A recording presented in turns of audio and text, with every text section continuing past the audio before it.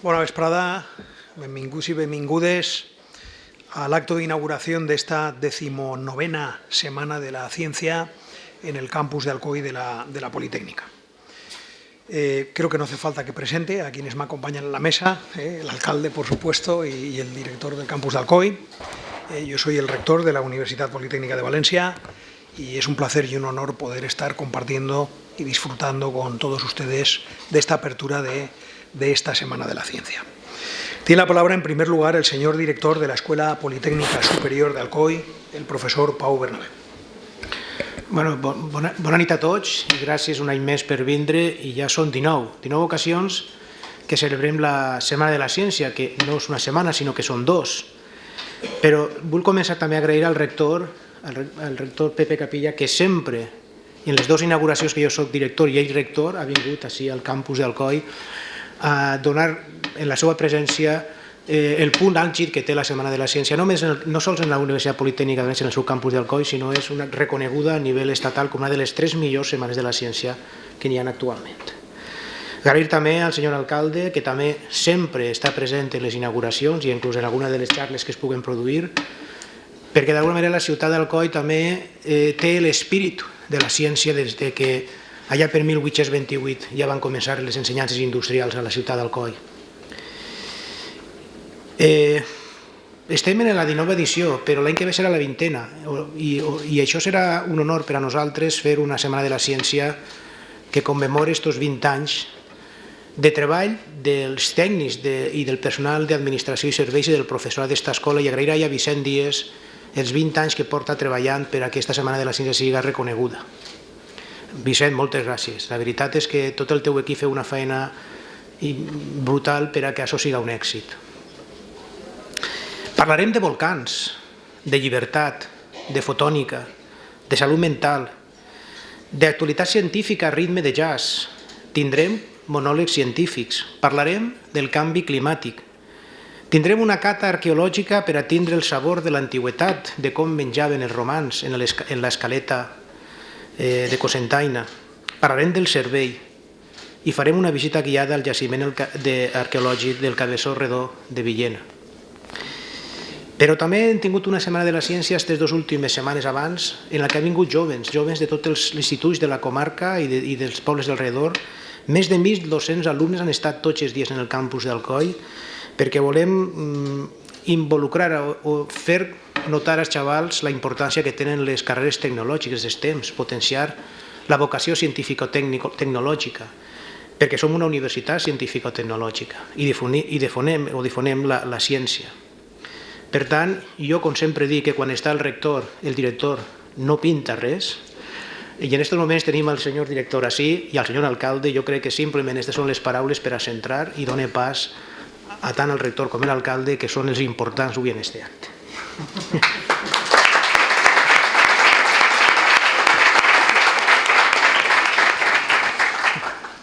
Tiene la palabra el ilustrísimo señor alcalde de Alcoy, don Antonio Francés.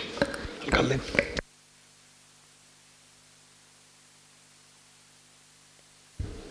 Sí, bona vesprada. Gràcies, rector, director del campus, i Vicent, gràcies també pel treball per a fer possible un any més aquesta Setmana de la Ciència, en la que el campus d'Alcoi complís amb aquesta obligació social que tenen les universitats, que per un costat és la generació de coneixement, algo en els que sou líders, la Universitat Politécnica de València, la transmissió d'aquest coneixement en la formació a l'alumnat, una qüestió que també lidereu com a poques universitats espanyoles, i aquesta tercera funció social, que és la de difusió i fer arribar al conjunt de la societat tot aquest coneixement que aneu generant les universitats. I la veritat és que no totes les universitats tenen aquesta vocació, aquesta tercera pota, aquesta tercera obligació o funció social que tenen les universitats, com és la Universitat Politécnica de València, i, si m'ho permet el rector, especialment el campus d'Alcoi, que sempre ens presenta una Setmana de la Ciència absolutament extraordinària. Recordava a Pau, el director del campus, que l'any que ve celebrarem 20 anys, i no serà una setmana fàcil, perquè quan un serà 20 anys sempre espera, diu, pues ara anem a tirar el resto, no? Anem a fer algo especial que supere les expectatives, i no és fàcil superar les expectatives generades en esta Setmana de la Ciència, en la que sou capaços de presentar la difusió d'aquest coneixement de tantes àrees, des de tantes vessants, dirigit a tots els públics, i que sempre té un èxit i un impacte a la nostra ciutat, a la nostra comarca tan important.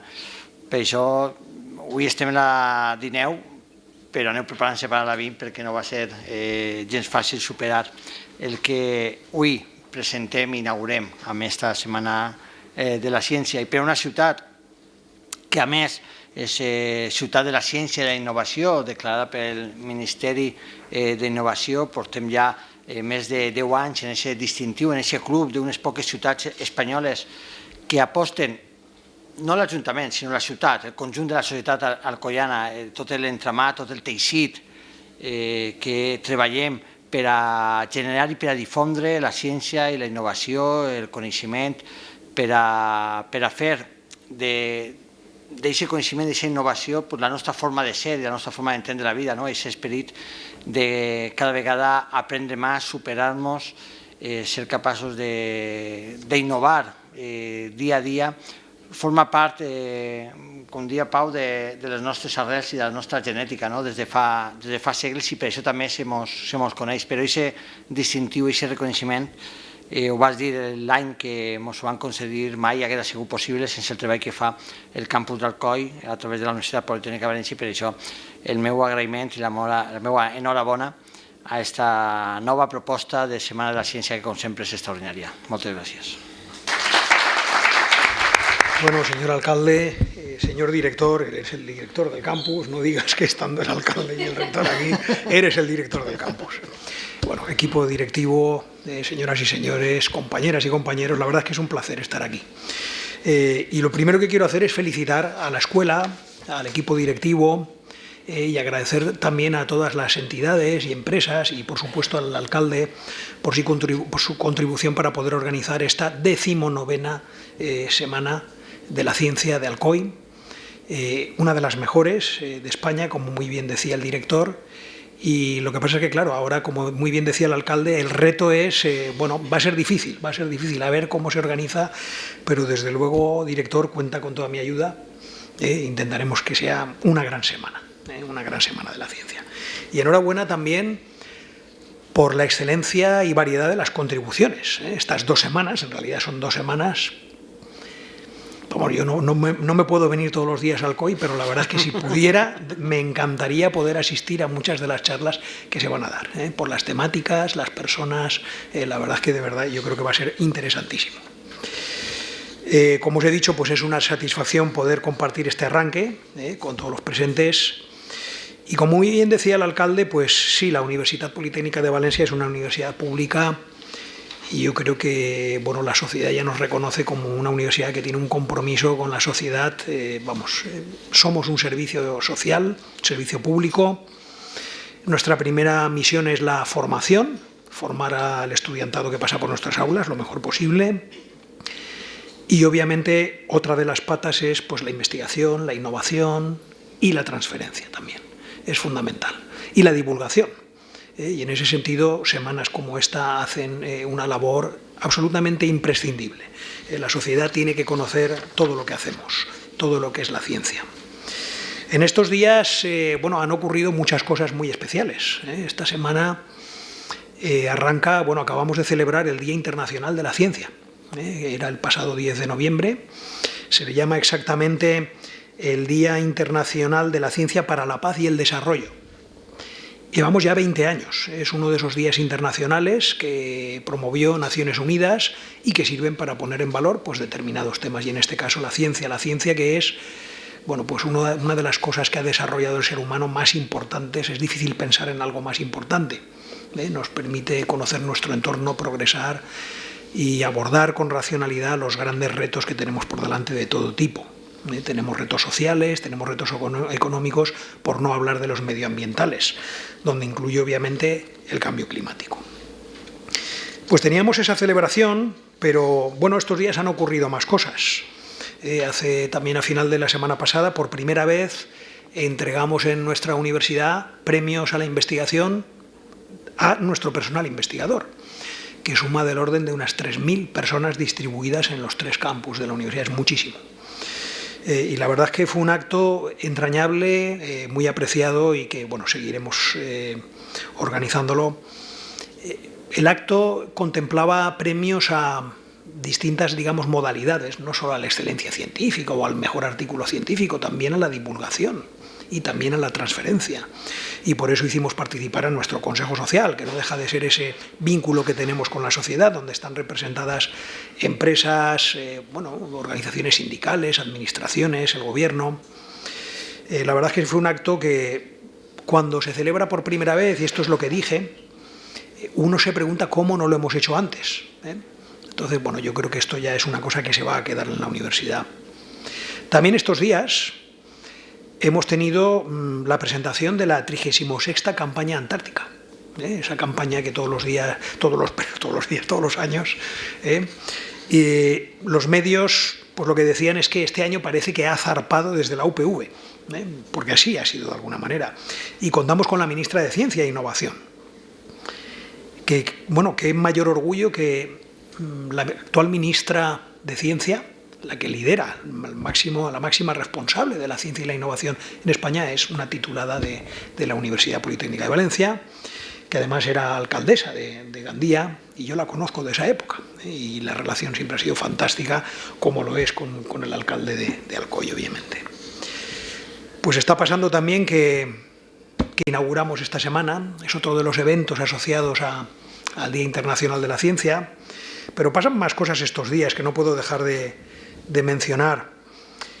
Mañana estaré en Madrid acompañando a un compañero, mañana por la tarde, un compañero de la universidad, el profesor Paco Casacuberta, que ha obtenido el premio de la Sociedad Científica Informática de España, un premio nacional que concede esta sociedad y la Fundación BBVA, un premio muy cotizado, y evidentemente estaré acompañándole. Esto será mañana, porque pasado mañana también recibiremos otro premio. Este lo recibirá la Universidad Politécnica de Valencia. Iré yo personalmente a recogerlo. Estará el presidente de la Generalitat y se lo estaba comentando al equipo directivo hace un momento. Nos han dado un premio a la innovación por el programa IDEAS de fomento del emprendimiento que la universidad puso en marcha hace 30 años. ¿Qué significa esto? Bueno, es el reconocimiento de que hace 30 años esto era realmente algo rompedor, algo totalmente disruptivo que nadie entendía. Y que en las universidades, pues seguramente muchos de nuestros compañeros y compañeras de aquella época pensarían, este rector, el rector que había entonces, ¿qué ideas tiene? ¿La empresa qué tiene que ver con la universidad? Ahora mismo no hay ni una sola universidad que pueda plantearse no tener un programa de fomento del emprendimiento y tratar de alguna manera, fomentar la innovación y la transferencia para la creación de empresas. Bueno, pues mañana recogeremos ese premio. Y también tenemos esta semana, somos una universidad grande y siempre pasan muchas cosas, pero esta semana, el viernes, tenemos una ceremonia de investidura de nuevos doctores y de entrega de premios a tesis doctorales. Y esto es una cosa que no lo habíamos hecho hasta ahora. Muchas veces estos actos pues van acompañados de un honoris causa o algún tipo de celebración. Este año no teníamos previsto ningún honoris causa. Entonces, pues un compañero nuestro, un catedrático muy brillante que obtuvo una grant del European Research Council, impartirá una conferencia, una charla, un poco de motivación y de explicación de lo que es esto, qué son las ERCs, que es una de las cosas más cotizadas no solo en las universidades españolas. Y lo cuento aquí. El ERC es un organismo europeo que promueve la máxima excelencia en la investigación. Que un investigador consiga una subvención del ERC, es de una brillantez y de un mérito impresionante. Iniciamos en la Politécnica un programa para ayudar a nuestros investigadores más valiosos y que tenían ganas de hacerlo, a conseguir estas ERCs, y ya estamos próximos a la 10ª. Algunos no necesitaban la actuación del rectorado. pero otros muchos han reconocido que gracias a ese programa consiguieron estas subvenciones del RC. La última que hemos conseguido es una para un investigador muy senior, que es el profesor Ramón Martínez Máñez, que seguro que conocéis muchos. Esta charla nos la dará en este acto un profesor, y os digo, un catedrático joven que sí que consiguió la ERC gracias, por lo menos esto es lo que él dice, a ese programa. Lo único que hemos hecho es, con muy pocos recursos, pues buscar especialistas que ayuden a preparar la presentación de las propuestas, porque tienes que tener ideas brillantes, disruptivas, innovadoras, pero además hay que saber, de alguna manera, ver cómo describir el impacto y cómo convencer a los paneles de Bruselas de que eso es lo mejor. Y el nivel de competencia ahí es impresionante. Por tanto, la Universidad Politécnica de Valencia hace ciencia excelente, de esto no tengáis duda. Pero si nos comparamos con otras universidades, yo siempre digo lo mismo, y esto no se puede poner en duda, tenemos un equilibrio, yo creo que muy bueno, entre tres ámbitos, digamos, de actividad en lo que es investigación, innovación y transferencia. Hacemos ciencia excelente, también hacemos mucha ciencia e innovación vinculada a la actividad de las empresas, y ahí vamos de la mano de las empresas, a veces trabajando con ellos directamente o a veces yendo a subvenciones del programa Marco Europeo, y ahí hemos tenido también mucho éxito en ese pilar del programa Marco Europeo, que es el de liderazgo industrial. Y luego el otro pilar es el de trabajar en consorcios con otros centros de investigación, universidades de toda Europa, empresas y administraciones, en retos de todo tipo, científicos, sociales, etc. Y ahí también tenemos un gran éxito. Lo tenemos muy distribuido en esos tres pilares. Para que os hagáis una idea de cuál es nuestra vinculación a la sociedad y al tejido empresarial, que eso es algo especialmente importante aquí en el ámbito de Alcoy, pues normalmente una universidad pública pues no tiene más de un 6, un 7% de ingresos en investigación por trabajo con la empresa o en contratos o acuerdos. Y nosotros andamos cerca del 50%. Y también os tengo que decir que estos dos últimos años, el pasado y este, están siendo años muy brillantes en cuanto a la captación de recursos para investigación, y este año está siendo especialmente, llamémosle, dulce. Tenemos disparada la captación de recursos, son recursos finalistas, obviamente, para desarrollar investigación, innovación. No los podemos gastar en otras cosas, pero esto es muy importante porque ayuda a hacer más grande la universidad, a formar futuros investigadores, etc. Pero una cosa tan importante y que recibimos con tanta alegría también se está convirtiendo en un reto enorme para la universidad, porque los recursos que tenemos para gestionar eso son limitados. No nos dan, digamos, unos dineros para poder incrementar nuestro personal de administración y servicios, que ayuda a esto. También suben los costes indirectos de todo. Por tanto, es un reto muy importante. Bien, en cualquier caso, no me quiero extender más.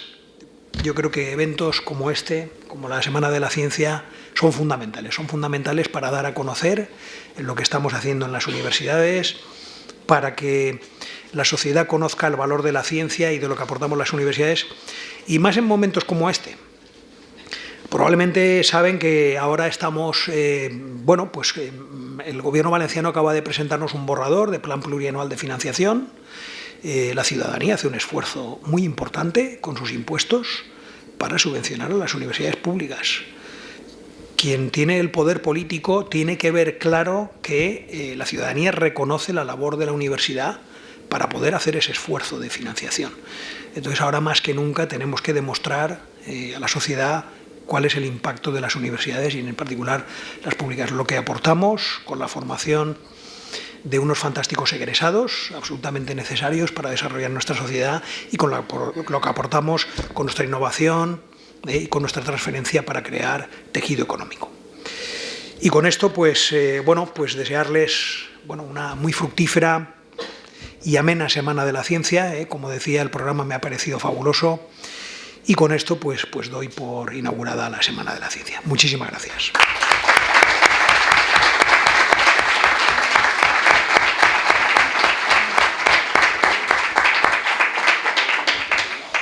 Y continuamos. A continuación tiene la palabra el señor secretario de la Escuela, don Vicente Díez, que presentará el ponente que impartirá la conferencia inaugural de esta Semana de la Ciencia, don Pedro Alfaro García, con el título Los volcanes en la historia de la vida. Buenas tardes. Es un placer presentaros a Pedro Alfaro García. Él es catedrático de Geodinámica Interna del Departamento de Ciencias de la Tierra y del Medio Ambiente de la Universidad de Alicante. Se licenció en Ciencias Geológicas por la Universidad de Granada y se doctoró en Geología por la propia Universidad de Alicante. Su principal línea de investigación se centra en las fallas activas y efectos sobre el terreno de los terremotos. Su actividad investigadora se ha plasmado en 253 contribuciones, de ellas 47 están indexadas en el JCR. Ha sido investigador principal de una multitud de proyectos de investigación financiados tanto por el Ministerio como por la Generalitat Valenciana. Es editor de la revista Enseñanza de las Ciencias de la Tierra y miembro del comité editorial de varias revistas de investigación. En la actualidad, con su equipo de investigación, está estudiando las fallas activas de la comarca de Alcoi y el Comtat. Paralelamente a su actividad investigadora, ha desarrollado una intensa actividad de difusión de la geología y de la defensa y estudio del patrimonio geológico. Ha impartido más de 30 conferencias de divulgación. Ha coeditado varias publicaciones sobre la geología de la provincia de Alicante, Geología de Alicante, itinerarios geológicos por la provincia y senderos geológicos. Además, ha colaborado en el diseño y contenido de paneles de interpretación geológica distribuidos por varios lugares de interés geológico de la provincia de Alicante. Es coordinador de Geolodía Alicante desde el año 2008, de Geogincana Alicante desde el año 2012 y de la actividad de divulgación Geología para Todos desde el 2018. Desde un punto de vista personal, los que conocemos a Pedro y hemos trabajado con él, estaríamos de acuerdo en definirlo como una persona entrañable y sobre todo amante de la geología. La conferencia se titula Los volcanes en la historia de la vida. Pedro nos va a hablar de cómo aparecieron las primeras formas de vida en la Tierra, de cómo el vulcanismo ha sido responsable de varios eventos de extinción masiva, incluso de diversificación o explosión de la vida. Igualmente, los supervolcanes han tenido mucha influencia en la evolución del Homo sapiens, especialmente con nuestra historia más reciente a través de varias erupciones famosas como la de Toba, Santorini, Krakatoa, Laki, Tambora o La Palma, haciendo una reflexión sobre nuestra vulnerabilidad frente a estos fenómenos naturales. Muchas gracias, Pedro, por aceptar el impartir la conferencia inaugural. Una conferencia que les tengo que decir, una conferencia ad hoc, es decir, que Pedro ha hecho un gran esfuerzo, ¿no?, por adaptarse, ¿no?, un poco las necesidades que le transmitimos. Así que muchas gracias, Pedro. Es una envidia escuchar al rector porque la verdad es que en el mundo científico español, pues la Universidad Politécnica de Valencia es un referente, es una universidad de muchísimo prestigio, tanto a nivel nacional en España como a nivel internacional. Y bueno, felicitar a la universidad y para mí es un honor, un gran honor inaugurar esta Semana de la Ciencia. 19 semanas, son muchas semanas de ciencia. Y bueno, aquí en Alcoi pues siempre es un placer estar. Tengo cada vez más amigos, también estudiantes, antiguos estudiantes que he visto aquí en la sala y también familia, o sea que es un sitio que le tengo especialmente cariño y además siempre se ha portado genial Alcoi con la geología. Desde el Geolodía que celebramos en el año 2015. Entonces, bueno, pues gracias a todos. Y bueno, la conferencia, yo cuando la he preparado, bueno, pensamos en geología como en algo lento. El planeta apenas cambia, a escala humana no percibimos apenas cambios, hablamos de millones de años. Sin embargo, el planeta está muy vivo, muchísimo más de lo que pensamos, cambia continuamente, desde que acabo de empezar a hablar hasta ahora ya ha cambiado, no para de cambiar continuamente y lo hace a un ritmo a veces vertiginoso y una de esas manifestaciones de esas pruebas es precisamente la actividad volcánica, los volcanes.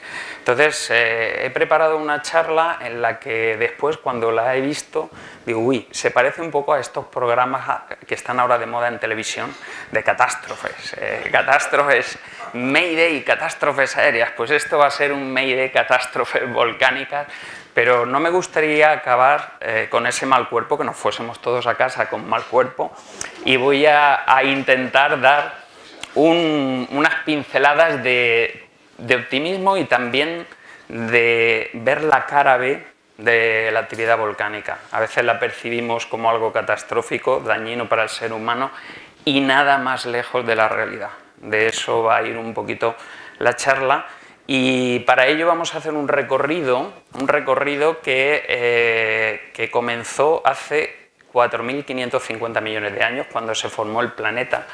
La temperatura era tan brutal, tan bestial, había en superficie más de 1.200 grados centígrados, que no había nada sólido. Estaba el planeta fundido completamente. De hecho, en superficie había un océano de lava o océano de magma, como se conoce en ciencia. El planeta, desde que se formó entonces, no ha dejado de enfriarse, ha ido enfriándose continuamente y lo seguirá haciendo en el futuro. Y eso veremos que tiene unas consecuencias. Y nunca ha dejado de enfriarse, y lo sigue haciendo continuamente. Hace unos 4.500 millones de años, pues empezó a formarse esa protocorteza, una pequeña corteza, y el planeta tenía como una única placa tectónica. Era como una especie de costra, de corteza, y la dinámica en el manto terrestre era como vertical, de manera que encima de unas plumas que ascendían desde el núcleo, unas plumas o penachos térmicos, había volcanes, de manera que desde el minuto 1 en el planeta hubo siempre volcanes. Y así estuvimos como 1.500 millones de años, hasta que hace unos 3.000 millones de años comenzó la tectónica de placas. Y comenzó cuando ya empezó a desarrollarse una corteza un poquito más evolucionada, una litosfera, y entonces parte de esa litosfera empezó a hundirse en el manto y aparecieron las primeras zonas de subducción. Y fue ahí cuando empezaron a dominar los movimientos de las placas tectónicas, los movimientos horizontales. Y hace 3.000 millones de años empezó a haber tectónica de placas. En torno a los 1.000 millones de años, esa tectónica de placas evolucionó y ya es muy parecido a la actual. Y si nosotros, a veces un error de concepto que tienen muchos ciudadanos es pensar que en profundidad está fundido todo, que el manto está fundido, el manto está sólido. El manto es roca sólida, roca bastante resistente y sólida. Entonces, ¿de dónde sale ese magma? ¿De dónde sale el magma que alimenta nuestros volcanes? Pues hay tres fábricas de magma en el planeta. Las primeras son las zonas de subducción. Las zonas de subducción, que las tenemos aquí, no sé si no se ve la luz, pero bueno, las zonas de subducción que las tenemos aquí, y una placa se introduce debajo de otra, y cuando esa placa se introduce arrastra sedimentos marinos, y esos sedimentos tienen agua y tienen otros volátiles.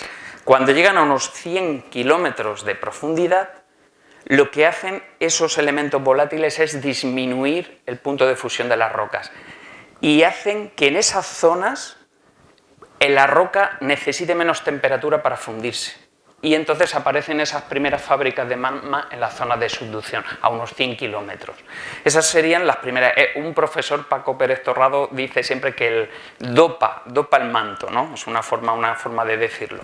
Hay otras zonas, otras fábricas de magma, que son las dorsales y los rift continentales, que son zonas del planeta donde la corteza la sometemos a tensión, estiramos de la corteza, y al descomprimir la corteza también disminuimos el punto de fusión, y eso hace que en esas zonas del planeta sea más fácil que la roca funda. Es otras zonas donde tenemos fábrica de magma, que son las dorsales y los rift continentales.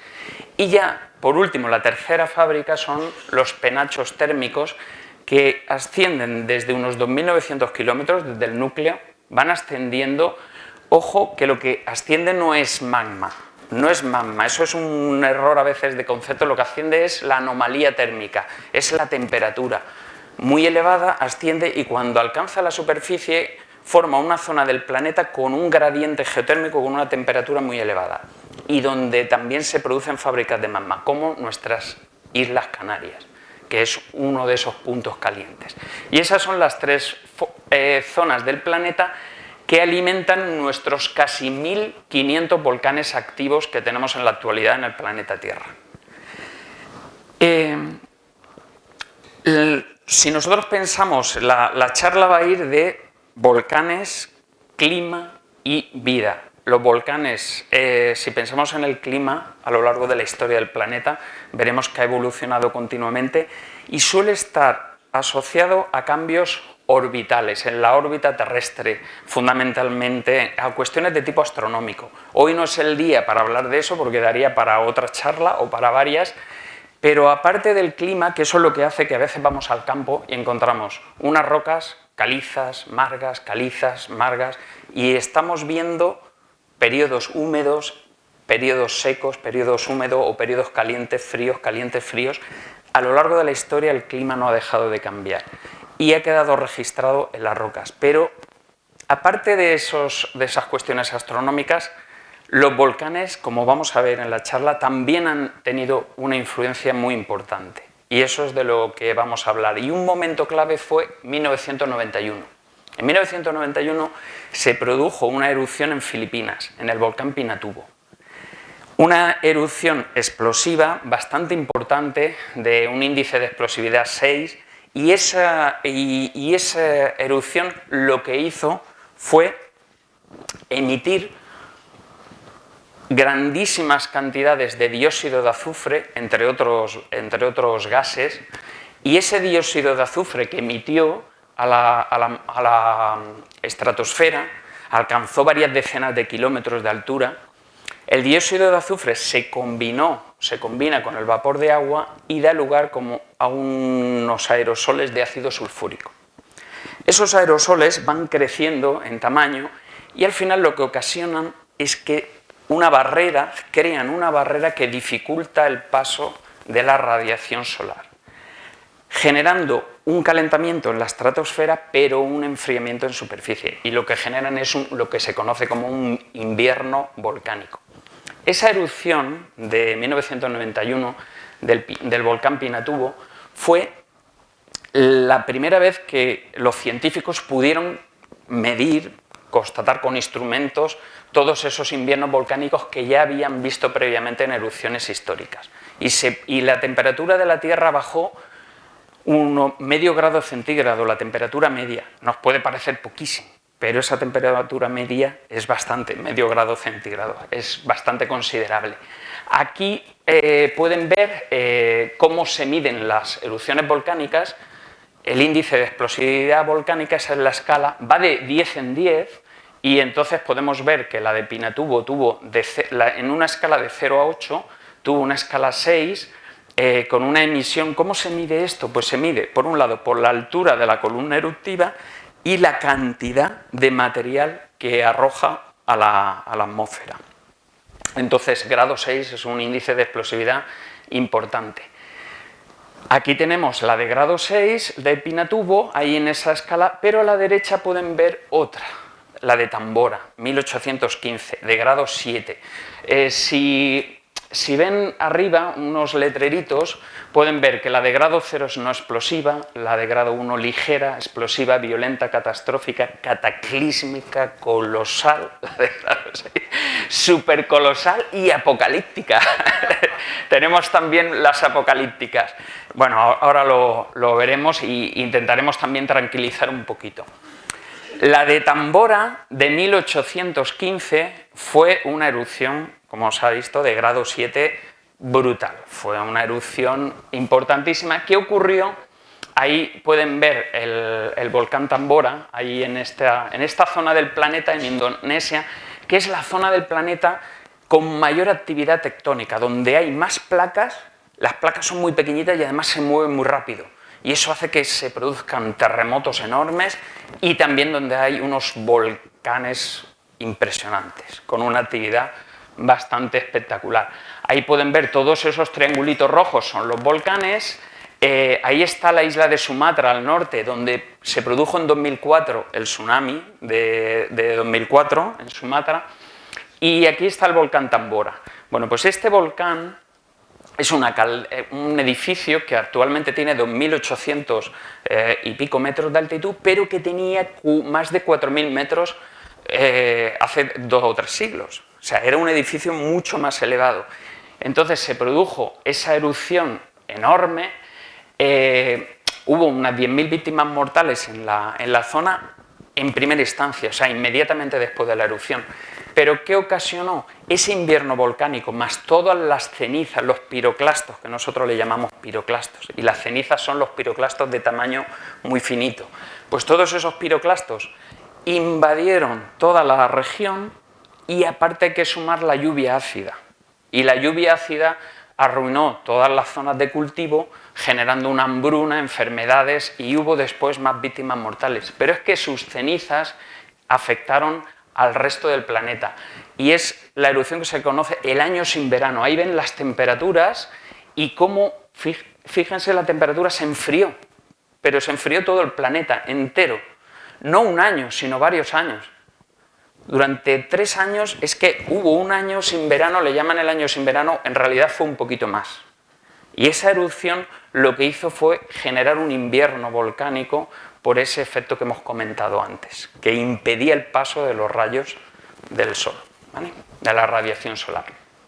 Bueno, esto es lo que hizo el Tambora, pero ¿ha habido en el planeta alguna vez erupciones de grado 8? De esas que llamamos apocalípticas. Bueno, pues voy a nombrar 2 de ellas. La de Yellowstone en Estados Unidos hace 640.000 años y la de Toba hace 74.000 años. La de Yellowstone, bueno, Yellowstone está en Estados Unidos, el oso yogi, ¿no? Pues ahí tenemos el punto. Esto está hecho para islas oceánicas, como para las Canarias. Entonces tenemos esa anomalía térmica en el manto, la placa se desliza y el foco va migrando, estos volcanes dejan de ser activos y aquí están los nuevos. Pues el punto de Yellowstone, el punto caliente de Yellowstone, se ve cómo está en el Parque Nacional, el actual, pero estuvo en esta posición hace 16 millones de años y se ha ido desplazando y lo sigue haciendo en la actualidad. Ese punto caliente se ha ido desplazando. Tiene, como digo, un concepto muy importante. De aquí lo que asciende no es material ígneo, es esa temperatura especialmente elevada, anómala, asciende y cuando llega a la base de la litosfera, ahí es donde funde el material. La temperatura está tan elevada que la roca funde, ¿vale? Ese concepto. Entonces, ahí tienen la caldera de Yellowstone, que es enorme, 45 por 85 kilómetros. Esto es como es el magma, la cámara magmática, la bolsa de magma que tiene en profundidad, que es gigantesca, gigantesca. Ahí está llegando esa temperatura y genera una cámara gigante. Y la buena noticia para los seres humanos es el periodo de repetición de esas grandes erupciones, porque ahí ven las 2 más importantes. Una fue hace 2,1 millones de años y la otra hace 640.000 años, con más de 1.000 kilómetros cúbicos de material expulsado. Es impresionante ver cuando uno trabaja en Estados Unidos, en California, a 1.000 kilómetros de distancia, por una zona, por ejemplo, por donde está Las Vegas, por ese sector, a 1.000 kilómetros de Yellowstone y espesores de ceniza de esa erupción así de grandes. O sea, es que es un concepto, la verdad es que son fenómenos brutales, ¿no? Y además están muy bien datadas esas erupciones. La segunda erupción de índice de explosividad 8 es la de Toba, que ocurrió hace unos 74.000 años. Y es un poco el motivo por el que quizás estoy hoy aquí impartiendo la charla. Toba está ahí justo al noroeste de la isla de Sumatra, ahí se ve la flecha, ahí está Toba, es ese volcán. Bueno, es una caldera gigantesca de varias decenas de kilómetros, enorme. ¿Y cómo se formó esa caldera? Pues se vació, en muy poco tiempo se vació toda esa cámara magmática. Ahí tienen a la derecha el proceso, se vacía la cámara magmática y entonces lo que hay arriba colapsa, se hunde todo el edificio y entonces generó ese lago que está en la escala, son 25 kilómetros, el lago tiene varias decenas de kilómetros, casi 100 kilómetros, o sea, una caldera gigantesca. Bueno, aquí pueden ver en esta escala los 2.800 kilómetros cúbicos de material que expulsó esa erupción brutal, y ahí ven los cuadraditos, y ese cuadradito rojo es La Palma, que expulsó 0,2 kilómetros cúbicos de material. Para que podamos comparar lo que expulsó La Palma, 0,2 frente a 2.800 que expulsó la erupción de Toba. Bien, esa erupción tan espectacular, tan gigantesca, pues hizo que un par de geólogos, Rampino y Self, publicasen hace ya varias décadas un artículo en Nature primero y después en Science, en revistas de mucho prestigio, un artículo en el que relacionaban las consecuencias de esa erupción con un cuello de botella que había sufrido los Homo sapiens, los seres humanos. Justamente en esa época la población se redujo, hay constancia de que a partir de estudios genéticos de que la población humana se redujo muchísimo. Incluso se habla de unos pocos miles de individuos que solo sobrevivieron, y se llegan a citar hasta de unas 1000 parejas reproductoras. O sea que estuvimos como al borde de la extinción. Entonces, según estos autores, que después fue desarrollado por un paleoantropólogo, por Ambrose, según todos estos autores, achacan ese cuello de botella a esa erupción. Esa erupción pues impactó en todo el planeta, tuvo un impacto global y fue uno de los causantes que redujo esa población. Al reducirse la población, según estos autores, pues el ser humano, para sobrevivir, el Homo sapiens, pues desarrolló unas habilidades, por un lado, sociales, creativas, que es lo que nos hizo evolucionar y sobrevivir y después expandirnos con posterioridad, y lo relacionan con las migraciones posteriores y la expansión del Homo sapiens desde el sur de África al resto del planeta. Después sí que es verdad que trabajos posteriores están debatiendo si se ajusta perfectamente la erupción de Toba a ese momento, y entonces hay ahora un debate científico sobre si la causa está estrechamente ligada a Toba o Toba es una consecuencia más, que se sumó a otros elementos y a otros factores, y está en debate. Aquí pueden ver la erupción del año 2010 del Eyjafjalla, el volcán que tuvo en jaque al tráfico aéreo en Europa, en Islandia. Se ve la altura de esa columna eruptiva. Esto es un esquemita de YouTube que lo pueden ver animado, y aquí se ve la erupción del Laki a la derecha, la más grande, es una de las erupciones de las que voy a hablar con posterioridad, de 1783, para que vean un poco las dimensiones. Ahora, en este esquema se ve la de Yellowstone en amarillo a la izquierda, arriba a la izquierda, y aquí se ve la de Toba. No sé si ven dónde está Islandia, y está pintada y señalada la de Laki. ¿Ven la escala? La de Laki. No se ve, pero está. No se ve porque era tan ínfima y tan minúscula y tan pequeñísima, por no decir ridícula, en comparación con Toba o en comparación con Yellowstone, que apenas se percibe en el esquema. Entonces, en ese vídeo de YouTube van comparándolo. O sea, estamos hablando de unas erupciones explosivas, la de Toba respecto a las de Islandia, que no tienen comparativa ninguna. En definitiva, esas erupciones explosivas lo que generan es ese enfriamiento en el planeta, en el clima, un invierno volcánico. Pero hay otro tipo de erupciones que generan el efecto contrario, que generan un calentamiento. Y son las erupciones efusivas, las erupciones como esta. Esta erupción, donde vemos aquí a todos los turistas haciendo fotografías y disfrutando de esa maravilla de la naturaleza, 300.000 personas visitando Islandia en la última erupción del último año. ¿Esa erupción es inofensiva o, por el contrario, es la más peligrosa para la vida o para el ser humano?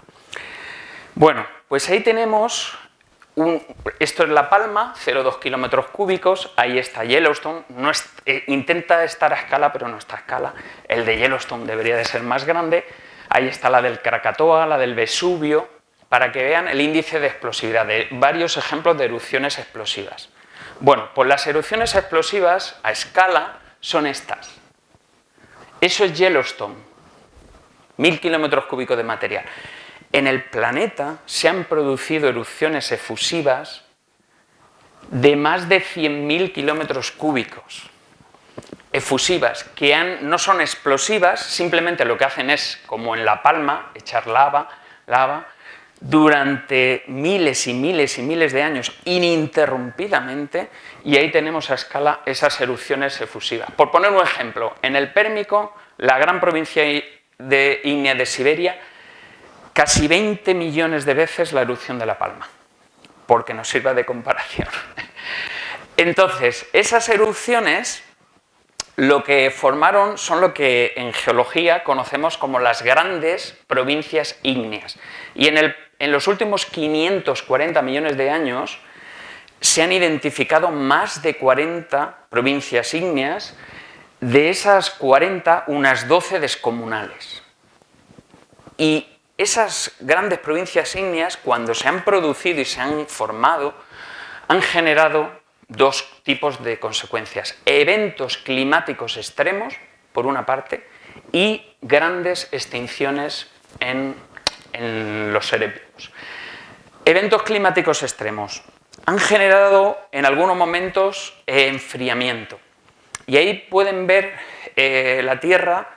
Ha habido entre 5 y 6 ocasiones, 5 y 6 eventos en los que los glaciares han llegado al Ecuador.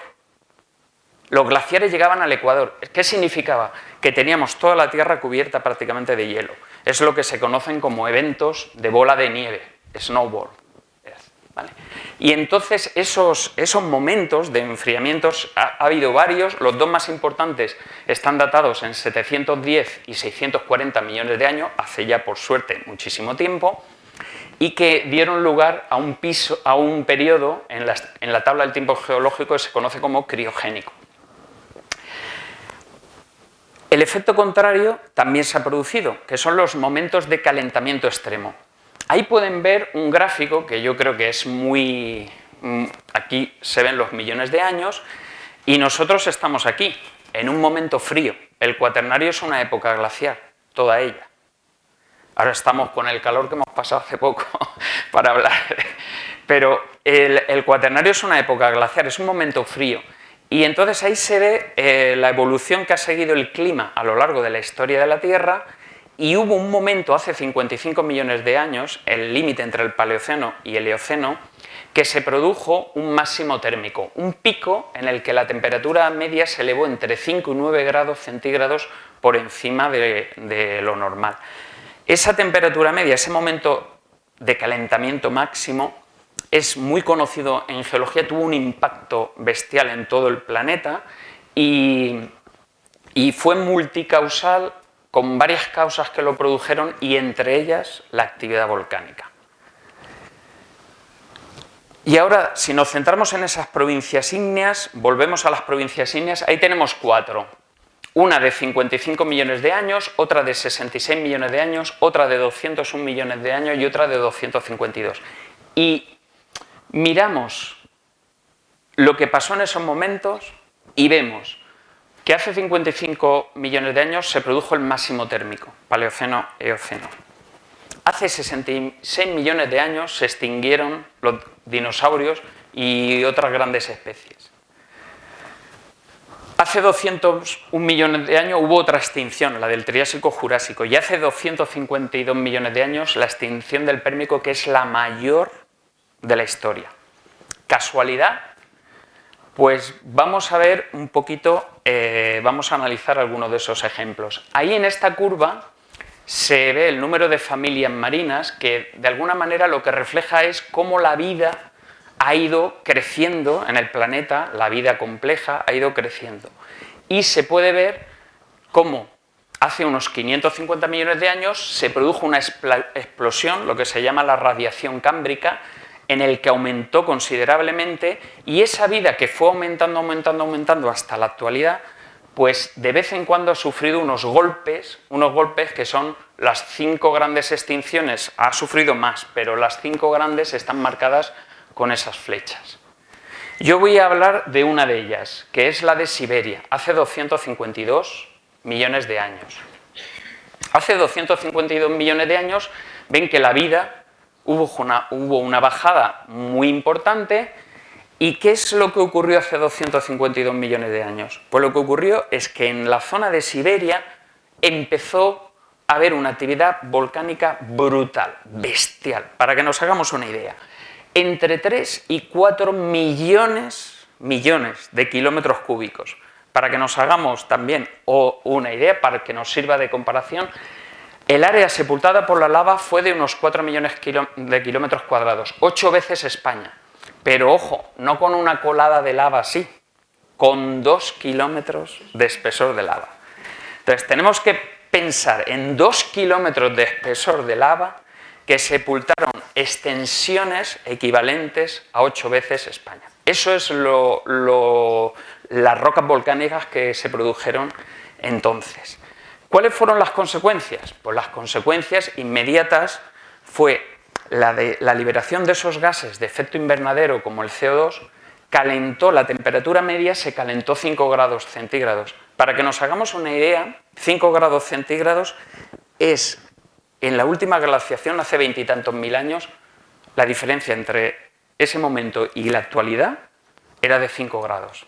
Eso es la diferencia. O sea, hace 20.000 años que había 5 grados centígrados menos de temperatura media y teníamos 2.000 metros de hielo en Finlandia, por ejemplo, en el último periodo glacial, ¿no? Entonces, la temperatura bajó 5 grados. ¿Pero qué pasó? Al calentarse, empezó a liberar metano, hidratos de metano, que había en el fondo marino, en los sedimentos orgánicos. Se fundieron los suelos, congelado el permafrost y liberó más hidratos de metano. El metano es mucho peor que el CO2. Y entonces lo que hizo fue aumentar todavía más la temperatura. Y el incremento fue de 15 grados centígrados de temperatura media. Para hacernos una idea, el Sáhara en Escocia. Eso es el finales del Pérmico, el Sáhara en Escocia. O sea, unas temperaturas de esas características. ¿Cuáles fueron las consecuencias? Aparte de que todos los bosques fueron arrasados y la vegetación fue dañada salvajemente, aparte, en el océano fue peor todavía, se acidificó. La acidificación, ¿qué hace? Que los caparazones de los organismos carbonatados, esos se disuelven. Y entonces empiezan a extinguirse todos los organismos. El impacto, aquí tengo un resumen, el 99,9% de los seres vivos desaparecieron, un 95% en especies oceánicas, el 96% de los bosques arrasados y un 75% de las especies continentales. Eso fue un golpe muy duro para la vida en el Pérmico. Después, estoy aquí dando mucha alegría. Aquí. Eso ocurrió hace 252 millones de años. Y ahora podemos, si queréis, hace 66 millones de años, pues ocurrió algo parecido en la India. Entonces, todos tenemos en mente el impacto de un enorme asteroide que impactó en México y que extinguió los dinosaurios. Y es cierto, impactó y hay pruebas de que es del impacto de ese asteroide, pero es que miles de años antes, a finales del Cretácico, la actividad volcánica estaba siendo bestial y en la India se generaron también imagínense, todo el continente de la India, la mitad cubierto por 2 kilómetros de espesor de lava. Entonces, las condiciones antes del impacto eran durísimas para la vida. Y eso fue lo que provocó la extinción también masiva a finales del Cretácico y por eso hoy también percibimos las extinciones como algo muy negativo, pero también es una oportunidad para otros seres vivos que ocupan esos nichos. Entonces, precisamente hoy está aquí impartiendo la charla alguien que no tiene escamas, no tiene garras, sino estaría un dinosaurio. Ese pequeño mamífero Ese pequeño mamífero que hay ahí lo que representa es ese momento que ocuparon los mamíferos, ocuparon los nichos que dejaron esos grandes reptiles y gracias a eso estamos nosotros aquí y hemos podido evolucionar, entre otras cosas, ¿no? Es una simplificación, pero... Y ya paso con esa visión, ya hablando de nosotros, pues voy a seguir hablando de nosotros. Y ahora me voy a centrar en algunas erupciones más recientes y que han tenido un impacto en nuestra historia más reciente, ¿no? en la historia del ser humano. Y he elegido unas pocas erupciones. Una es la de Santorini, en Grecia. Aquí tenemos algunas de las ruinas de Acrotiris, ahí en Tera, en la isla de Tera. Y entonces, por situar un poco, lo que tenemos es una zona de subducción. La placa de Nubia o África actualmente se está introduciendo debajo de la placa de Eurasia o del mar Egeo. Se está introduciendo debajo.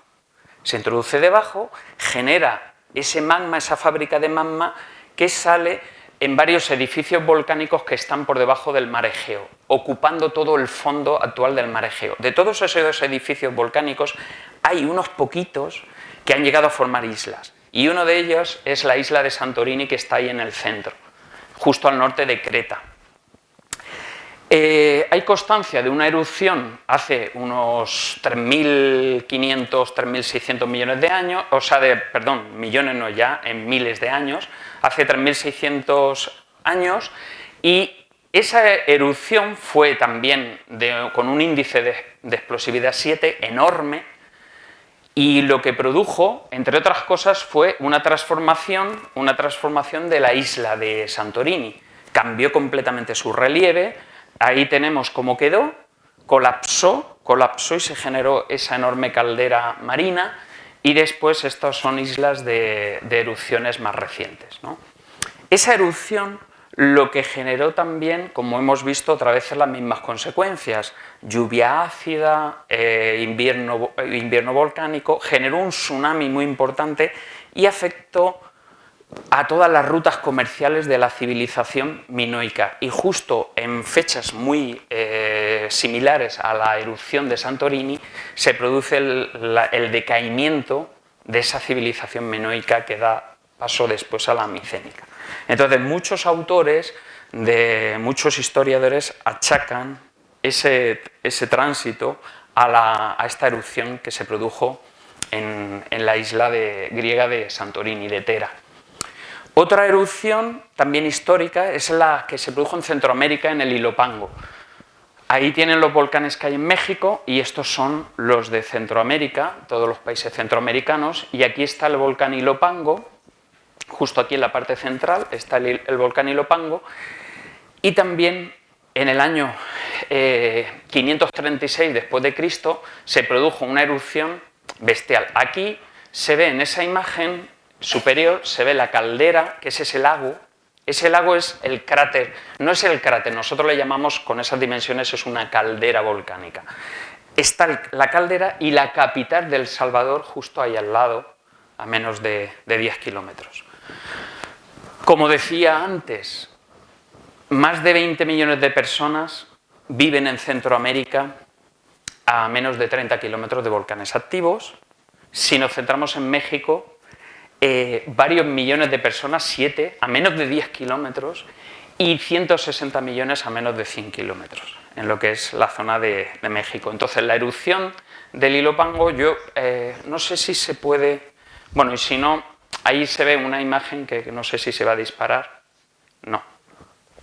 Cuando se produce el Ilopango, una de sus características, aparte de la ceniza, lo que generó es una nube ardiente o un flujo piroclástico. ¿En qué consiste? Se produce la explosión, asciende varias decenas de kilómetros, estamos hablando de 30, 40, 50 kilómetros en la vertical. ¿Y qué pasa después de ese ascenso? ¿Qué hace todo ese material piroclástico? Después cae, y al caer se desliza por las laderas del volcán, y lo que se desliza es una nube de gas con piroclastos en su seno que se desplaza a más de 400 grados centígrados y a más de 400 kilómetros por hora. Con lo cual, en esta película que es de un pueblo llamado Dante's Peak, pues se ve una reproducción que es bastante fidedigna para ser una película de Hollywood. Está muy bien reproducida la nube ardiente y, lógicamente, lo destroza todo a su paso. Entonces, en el Ilopango se produjo una nube ardiente que arrasó a varias decenas de kilómetros a la redonda todas las poblaciones mayas que había.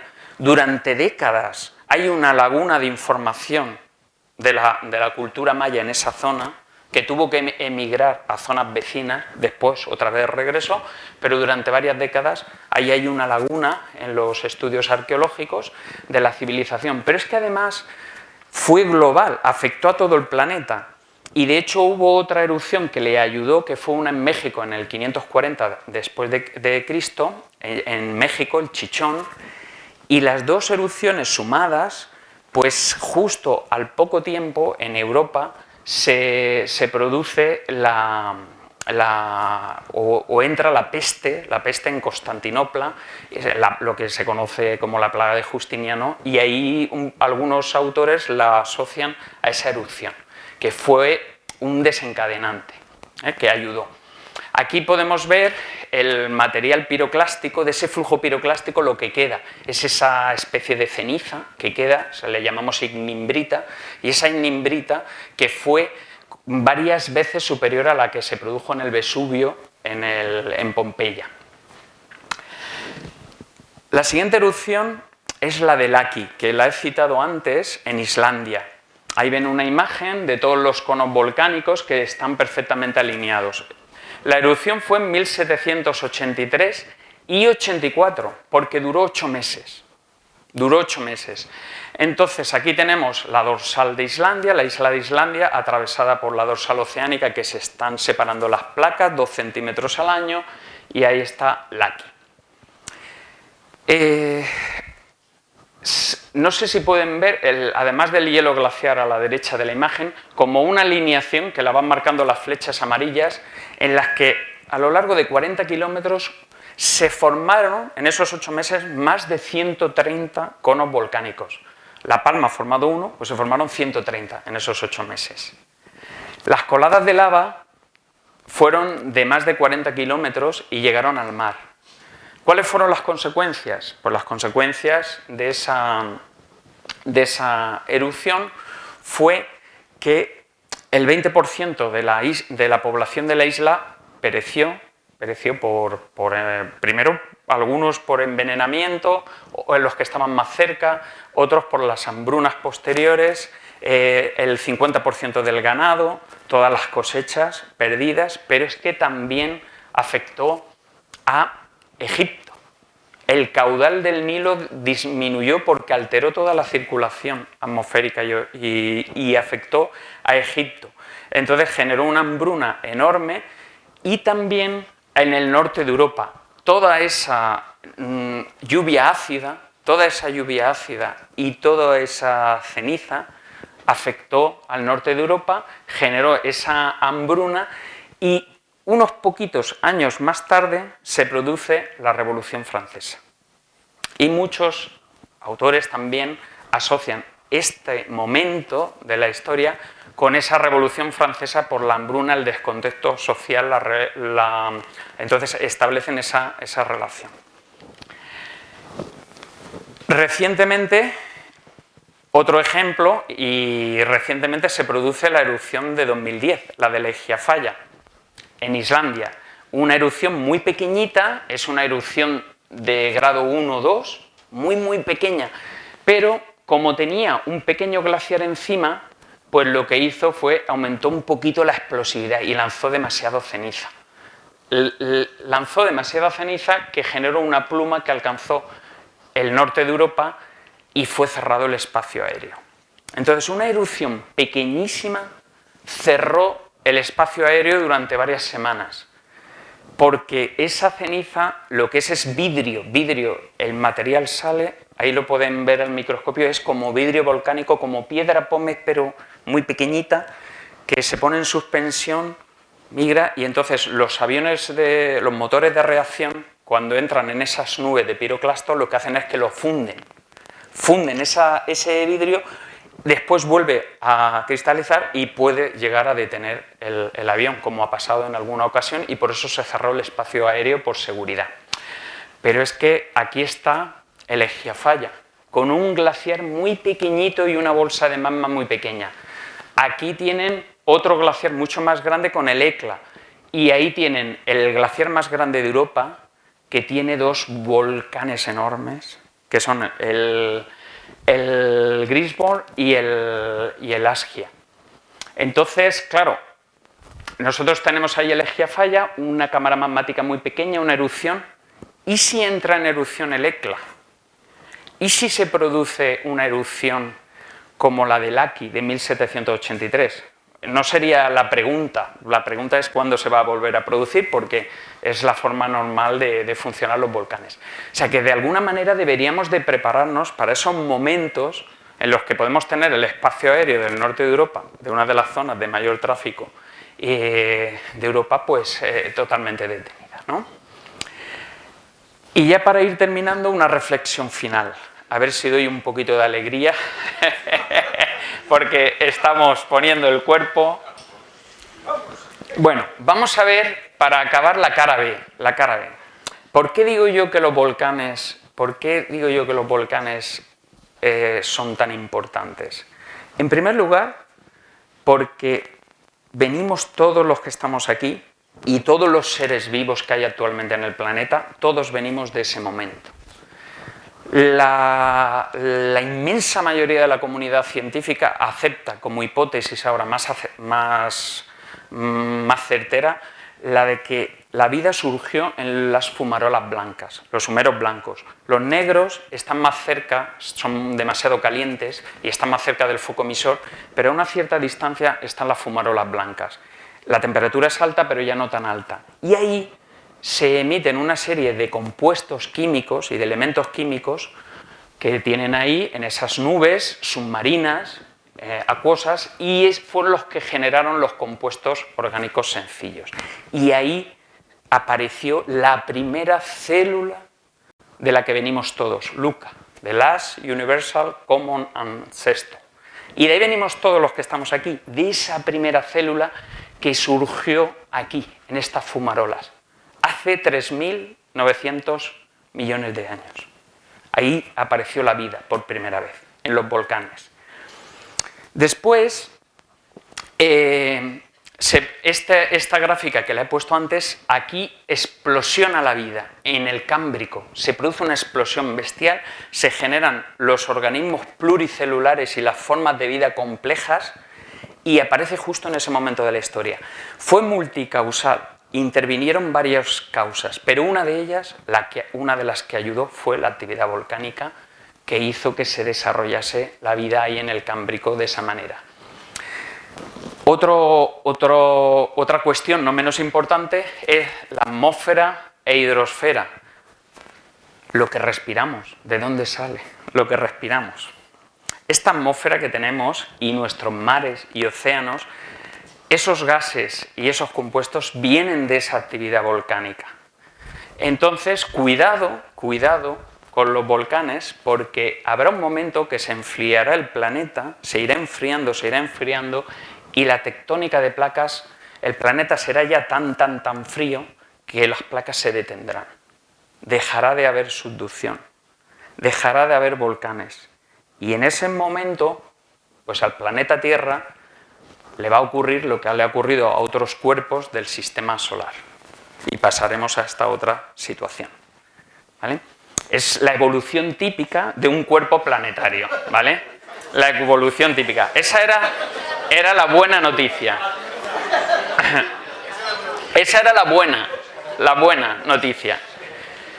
Aquí, para ver la emisión de gases, aquí está la erupción de este año, en enero.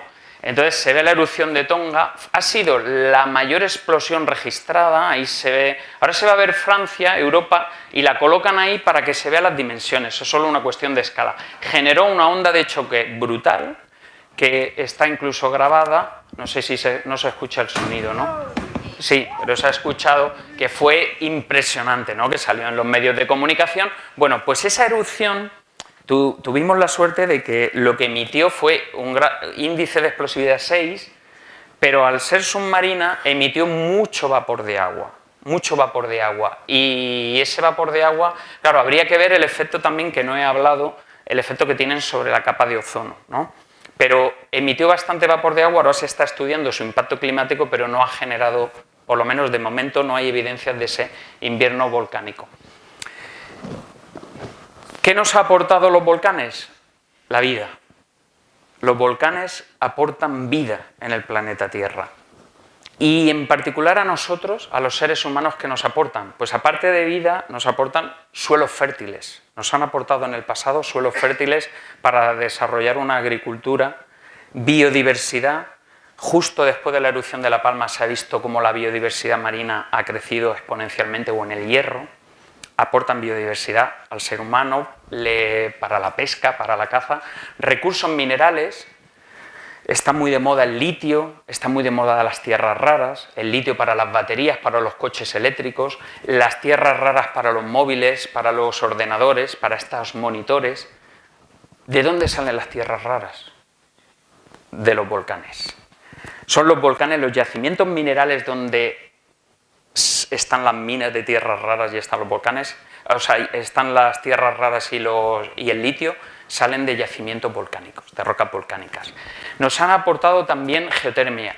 En un mundo en el que necesitamos desarrollar energías alternativas, la geotermia va a ser una energía muy importante en las próximas décadas, pues la geotermia también nos la aportan los volcanes y también, ¿por qué no?, el turismo.